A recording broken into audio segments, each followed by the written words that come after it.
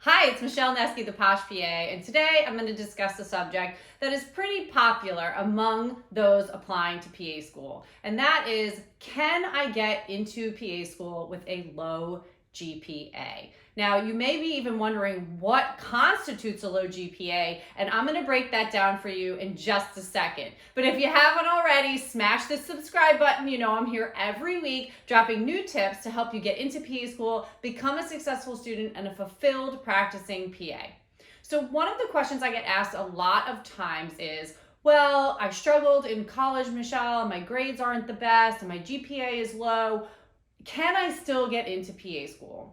And the short answer to that is yes, but we also have to break it down in specific situations. Now, today I'm going to break down 3 different GPA ranges and give you some suggestions and recommendations on how to boost your GPA in those scenarios. However, every applicant is different, and I think it's really important to talk to somebody that can break down a strategy that is specific and personal to you, like me, and you can meet with me or one of my coaches on my website at michellenesky.com. So let's talk about GPA frames and ranges and some typical situations that happen. So the average student that gets accepted and matriculates into a PA program has a GPA of about 3.6. I am talking about overall GPA, and that means every single class you have taken, whether it's been as an undergraduate or as a postgraduate or in a graduate level program. All of those grades get averaged together in CASPA, the Centralized Application Service for PAs, into one overall GPA, okay? And one overall science GPA.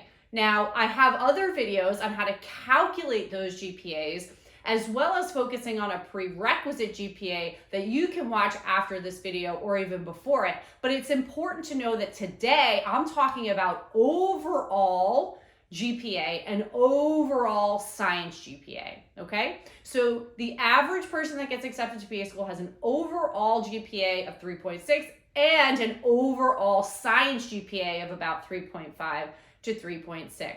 Now, you'll find programs out there that are calculating different GPAs, but that's what the focus is going to be today. So what do I mean when I say low GPA, or when people ask me, what is a low GPA? Most programs throughout the country have a cutoff GPA, a minimum required GPA overall and science of 3.0. Okay, so most programs around the country have that minimum. There are some programs out there with a lower minimum of 2.75 or even no minimum GPA requirement. I caution you on some of these programs because if you look at the average accepted person into those classes, it sometimes ranges to about 3.3 to 3.5 as well. So just check the class demographics from there. With all of that being said, I'm going to talk about 3 different GPA ranges today. And the first one is going to be below 3.0. So if your GPA overall and overall science is below a 3.0, then my recommendation is to try and enhance that GPA in one way or another. And my recommendation for that is going to be different based on your personal scenario. If you are somebody that struggled really early in college, but then did really well later in your years, and you have a strong upward trend, but you're not hitting that minimum 3.0, then you may need to retake any classes that you got a C or below in and take some additional coursework to help boost your GPA. Now, if you say, Michelle, I've already done that. I've already retaken the classes I didn't do well in. I've already taken a bunch of additional classes, and your GPA is still below a 3.0. I personally feel that there are 2 options. One, enroll in a master's program that will help you in general boost your overall and science GPA, but also show a PA program that you can handle master's level coursework, okay? So that's one option. The other is to, if you are somebody that did really poorly initially, but then did really, really well in your last 60 credits, there are a lot of programs that value your last 60 credits over your earlier years. A lot of them. There is a bunch out there that will use your last 60 credits to calculate your GPA. And if you didn't know that, it's really important to know, because that is part of the strategy of applying to PA school when you have a lower GPA. If you've done really well in your last 60 credits, you want to search for programs that are going to value your last 60 credits, calculate your GPA off your last 60 credits, or there are even some programs out there that will take a graduate GPA over your undergraduate GPA. All right. So it's really going to depend on program selection and what it is that you fit into in those categories. Okay. Now, if your GPA is over a 3.0, but you're about 3.0 to 3.2, and you maybe just had a couple of courses that you didn't do well in college or whatever it is, right? Then I would say, you wanted to take some additional coursework. You don't necessarily have to do a post-bac. You don't necessarily have to do a master's program. I would retake any science prerequisites that you got a C or below in, because typically most programs will require a minimum grade of a C to be able to apply. It will also affect your prerequisite GPA. So my recommendation is to first retake any science courses and prerequisites that you got a C or below in, reassess your GPA and see where you stand. Now, those guidelines still apply, right? If you did well in your last 60 credits in college, then search for those programs that are really going to value that, right? Or search for programs that are going to look at a different GPA, whether it be your prerequisite GPA or something that is a little bit doing a grade replacement. There are a few programs out there that do that as well. If your GPA is above a 3.2, then I think it really depends on a very individual situation. If you should go ahead and take additional classes or just go for it with the 3.2, it really takes looking at your overall picture. But again, I think in each of these ranges of GPA, the same characteristics and the same strategies can apply, okay?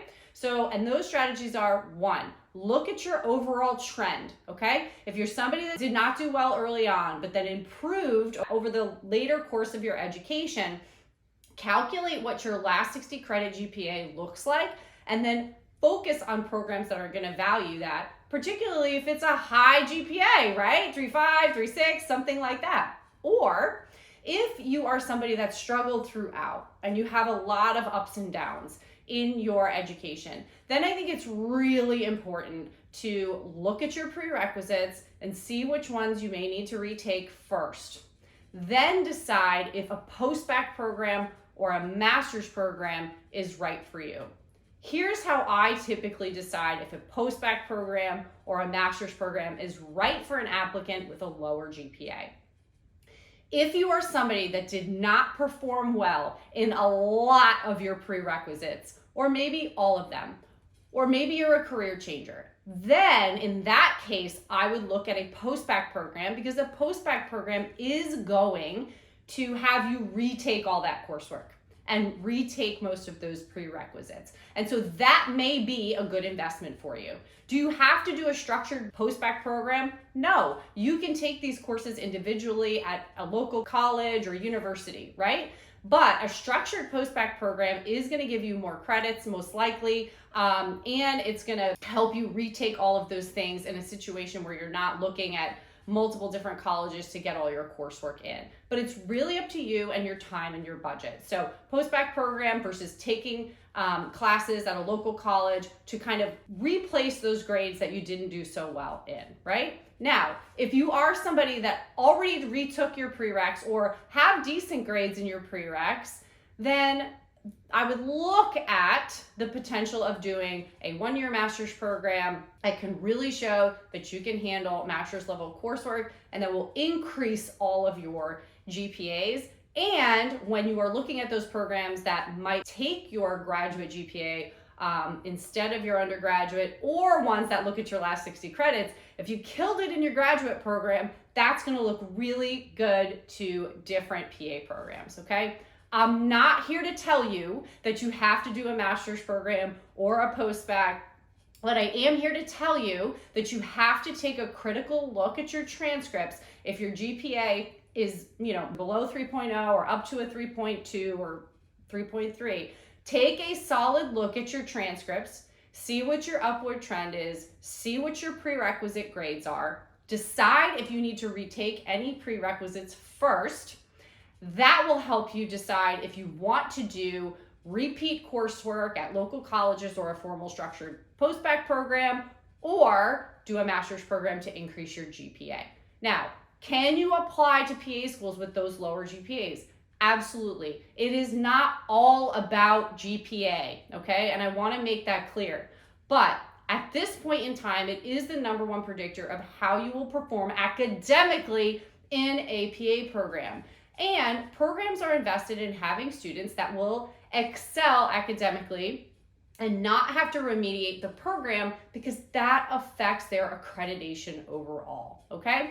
So the most important thing I can tell you too is that if you do have a lower GPA, you wanna make sure you're balancing that with patient care hours, volunteer hours, shadowing, leadership experience, teaching. You want to make sure that you're making your application robust overall in other areas that will help you shine, if you do have a lower GPA. So a really important point, if you have a GPA of a 3.0 through a 3.2 and you want to apply to PA school, you absolutely can, if you have a bunch of other things on your application that will help you stand out as well. #1, in that range, you do hit the minimum requirement for most programs, okay? So you definitely can apply. And you may have a killer application otherwise and get accepted.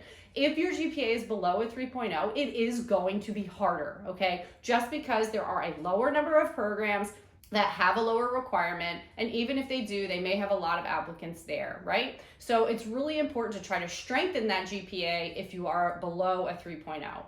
And again, this is very applicant dependent, and it really depends on the entire picture of the applicant when applying to programs. There are many, many strategies that you can take that I went over in this video, but to know which one is the most important for you, it is really important to have somebody review this with you. That has helped thousands of students like me or one of my coaches.